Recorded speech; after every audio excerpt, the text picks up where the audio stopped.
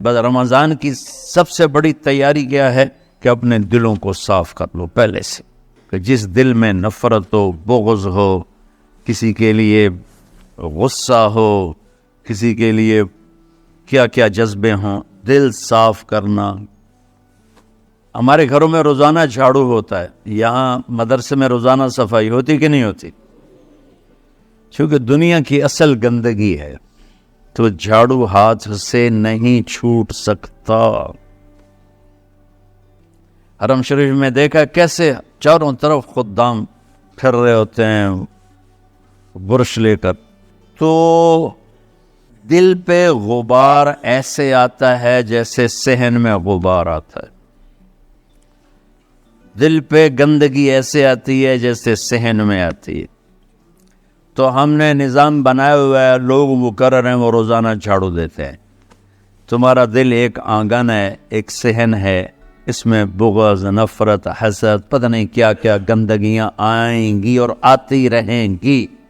بچوں ایک کام کرو، جھاڑو پکڑ لو، صاف کرو۔ یا اللہ معاملہ تجھ سے کرنا ہے، لوگوں سے نہیں۔ کسی نے برا کہا، کسی نے غیبت کی، کسی نے گالی دی، کسی نے دھکا دیا، کسی نے حق مارا، کسی نے کچھ کیا، یا اللہ تیرے سپورٹ میں نے اپنے دل کو سب سے صاف کیا، میں نے اپنے دل کو سب سے صاف کیا۔ یہ اتنی بڑی عبادت ہے کہ بڑے بڑے نفلوں والے، تہجد والے، حج عمرے روزے والے تمہیں نہیں پکڑ سکیں، کیونکہ اس کا کرنے والا دنیا میں کوئی نہیں۔ نفل پڑھنے والے تو بے شمار ہیں، عمرے کرنے والے بے شمار ہیں، علماء بے شمار ہیں، حاجی بے شمار ہیں، سخاوت کرنے والے بے شمار ہیں، لیکن اس ٹکڑے کو صاف کرنے والا لاکھوں میں ایک بھی نہیں۔ مشکل کام، آپ یہ سیکھ لیں، صاف کرو، صاف کرو، صاف کرو۔ یہ رمضان کی سب سے بڑی تیاری اور علم کو حاصل کرنے کی سب سے بڑی چابی ہے کہ اپنے دل کو کھلا کر لو۔ کوئی چیز خالی ہوگی تو کچھ آئے گا۔ جس دل میں بغض بھرا ہو، نفرت بھری ہو، حسد بھرا ہو، کینہ بھرا ہو، اس میں خاک آئے، اس میں تو علم کی ایک کرن بھی نہیں آئے گی۔ اس زبان سے چاہے جتنے مرضی موتی بکھیرے، دل اس کا اندھا ہوگا۔ لا تعمل ابصار ولكن تعمل قلوب التي في الصدور۔ یہ آنکھوں سے اندھے نہیں، دل سے اندھے ہیں۔ تو بچوں اپنے دل کو صاف کرنا سیکھو۔ وہ کتنی مشہور حدیث ہے، آپ نے کہا اس دروازے سے ایک جنتی آ رہا ہے، تو ایک انصاری صحابی داخل ہوئے، جوتا ہاتھ میں، داڑھی میں وضو کا پانی۔ اگلے دن اس دروازے سے ایک جنتی آ رہا ہے، تو ایک صحابی آئے، ہاتھ میں جوتا، داڑھی میں وضو کا پانی، وہی صحابی۔ اگلے دن اس دروازے سے ایک جنتی آ رہا ہے، تو وہی صحابی 3 دن جنت کی بشارت لیا۔ اس صحابہ کی جماعت میں ایک شخص ہیں جن کا نام ہے عبداللہ بن عمرو بن عاص۔ ان سے بڑا عبادت گزار صحابہ میں کوئی نہیں تھا، نہ سابقین میں، نہ متاخرین میں، نہ پہلوں میں، نہ بعد والوں میں۔ ان کی عبادت کیا تھی؟ ساری رات جاگنا، سارے دن کا روزہ، اور ایک ختم قرآن صبح سے شام۔ اتنی اللہ نے طاقت دی تھی۔ پھر وہ غلوب والی بات آ گئی، ایکسٹریم ہونے والی بات آ گئی۔ ان کی شادی والی رات حجلہ عروسی میں داخل ہو رہے ہیں، دلہن کے کمرے میں داخل ہو رہے ہیں، اور مصلی بچھا کے اللہ اکبر، اور دیر نفل تے نفل، دیر نفل تے نفل۔ تو ان کی بیگم نے دیکھا تو وہ بھی خیر کا زمانہ تھا، انہوں نے بھی وضو کیا اور پیچھے مصلی بچھا کے وہ بھی فجر تک نفل پڑھتے رہے۔ صبح ہوئی تو حضرت عمرو بن عاص رضی اللہ عنہ نے پوچھا، بیٹی رات کیسی گزری؟ کہا جی ماشاءاللہ آپ کے بیٹے تو بڑے عبادت گزار ہیں، ساری رات نفلوں میں ہی گزری۔ تو وہ ان کو شکایت کر دی۔ حضرت عمرو بن عاص کو اتنا غصہ چڑھا، ان بیٹے کو تو کچھ نہیں کہا، کتنی حکمت کی بات ہے، سیدھے گئے اللہ کے نبی کے پاس، یا رسول اللہ یہ عبداللہ دیکھیں کیسا نادان ہے، اس کی شادی کی ساری رات نفل پڑھتا رہا۔ تو آپ کہتے ہیں ماشاءاللہ ماشاءاللہ کتنی بڑی بات ہے۔ نفلوں میں گزر گئی، رات بھی نفلوں میں گزر گئی. تو آپ نے حضرت عبداللہ بن عمر کو بلا کے ڈانٹا کہ تو نے مہینے میں 3 دن روزے رکھنے، بس اس سے زیادہ نہیں رکھنے، اور ہفتے میں 1 قرآن ختم کرنا ہے. کہا یا رسول اللہ میرے اندر طاقت زیادہ ہے. پھر اچھا 15 دن روزے رکھنے، کہ نہیں میرے اندر طاقت زیادہ ہے.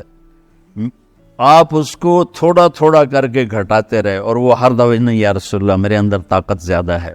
تو آخر میں آپ نے کہا اچھا چلو صوم داؤدی پہ آ جاؤ، 1 دن روزہ رکھو، 1 دن افطار کرو، اور 3 دن سے پہلے قرآن ختم نہیں کرنا. تو آپ نے اس کو پیچھے کیا. یہ بیٹھے تھے اس محفل میں، ان کے دل میں آیا کیا یہ بزرگ مجھ سے زیادہ عبادت کرتے؟ رات میں ساری جاگتا ہوں، دن روزہ رکھتا ہوں، 1 ختم کرتا ہوں، تو جنت کی بشارت تو مجھے ملنی چاہیے تھی، ان کو کیسے مل رہی؟ یہ کسی کتاب میں نہیں لکھا کہ یہ ان کا جذبہ تھا، لیکن جو کہ میں ان کی سیرت کو جانتا ہوں تو مجھے خیال آتا ہے کہ ان کی نفسیات میں یہ بات آئی ہوگی.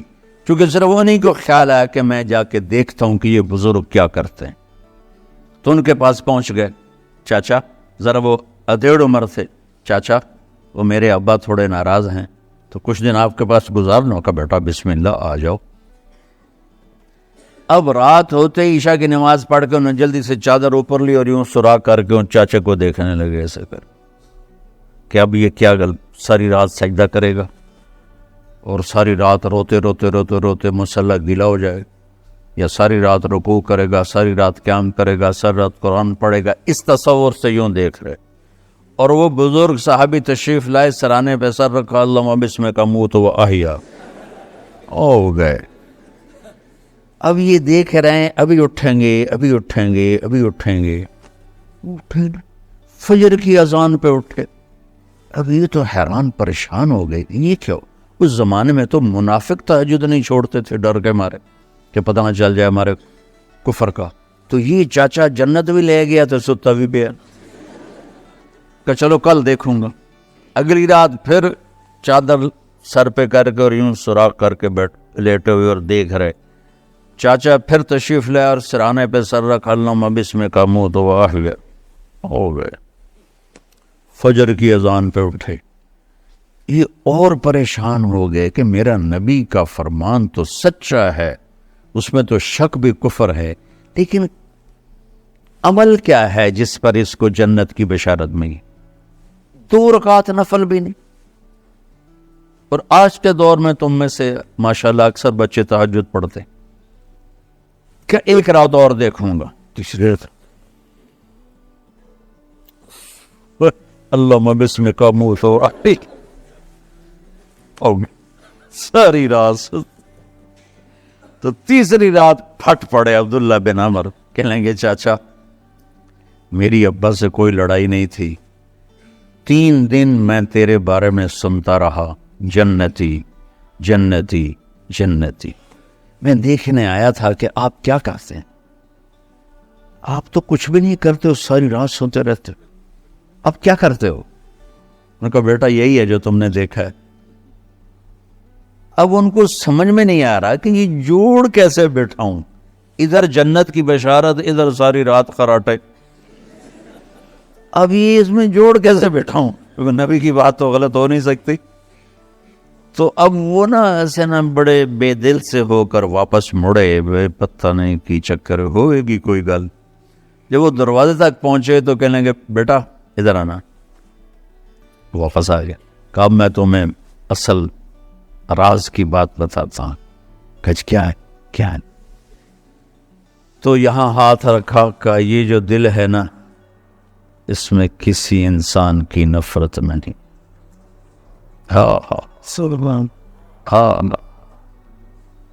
اور جب اللہ کسی کو رزق دیتا ہے، عزت دیتا ہے، مجھے کبھی حسد نہیں ہوا، مجھے خوشی ہوتی. تو عبداللہ بن عمر نے کہنا تھا ہاں یہ بات ہے. نہیں، انہوں نے کہا ہاذا ہوا، اچھل کے کہنے لگے ہاذا ہوا، ہاں ہاں ہاں یہی ہے یہی ہے یہی ہے. پھر کہنے کہ چاچا پر یہ میرے بس کا نہیں، کون کرے گا یہ؟ اتنے بڑے آدمی ہو کر کہہ رہے ہیں کہ یہ میرے بس کا نہیں۔ تو بچوں، دنیا میں جنتی بننا ہے اور علم اللہ سے لینا ہے تو اسے صاف کر دو، سب کی نفرت سے۔ اس نے مجھے یہ کیوں کہا، اس نے مجھے یوں کیوں دیکھا، اس نے میرے بارے میں یوں کیوں کہا، اس نے میرے بارے میں یہ کیوں لکھا۔ جس کی تعریف ہوتی میری کتنی برائی ہوتی، صرف تعریف تو نہیں ہوتی، بھرا پڑا سوشل میڈیا مجھے گالیاں دیں۔ اللہ کے فضل سے میرے دل میں ایک ذرے کے برابر کبھی کوئی منفی جذبہ نہیں آیا، آئے تو میں دھو کے صاف کر دیتا ہوں۔ یا اللہ میں نے اپنے دل کو صاف کیا، میرا معاملہ تیرے ساتھ ہے، کسی کے ساتھ نہیں۔ یہی آپ رمضان کی سب سے بڑی تیاری، علم کے حاصل کرنے کا سب سے بڑا ہتھیار آپ کو یہ نہیں کہ تمہیں کتابیں یاد ہو جائیں، تمہیں اشعار یاد ہو جائیں۔ تو ساری امت سے کہتا ہوں رمضان کا استقبال کرو، دلوں کو صاف کر کے، نفرتوں کو مٹا کے، مذہبی نفرت، دنیاوی نفرت، رشتوں کی نفرت، بول چال کی نفرت، سیاست کی نفرت، لین دین کی نفرت، ان سب سے اپنے دل کو صاف کرو تاکہ رمضان میں اللہ نے علم اتارا، اللہ تعالیٰ آپ کو علم عطا فرمائے، اور باقی لوگ جو عام دنیا میں زندگی گزار رہے ہیں ان کے دلوں میں اللہ رمضان کا نور اتارے اور ہدایت کا نور اتارے۔ یہ سب سے بڑی تیاری ہے اس کی۔ اور کسی سے گلہ ہے، غصہ ہے، ناراضگی ہے، کسی سے بولتے نہیں ہو، ابھی سے شعبان آ چکا ہے، آپ شعبان سے رمضان کی تیاری شروع فرما دیتے تھے۔ تو اس کی تیاری کیا ہے؟ وہ دلوں کو صاف کرو، معاف کرو، معافی مانگو، تمہارا قصور نہیں پھر بھی معافی مانگ لو، دلوں کو صاف کرو، اور اپنے اور اللہ سے سخاوت مانگو کہ اللہ کو سخی بھی پسند ہے اور صاف دل والا بھی پسند ہے۔ Thank you for watching my video.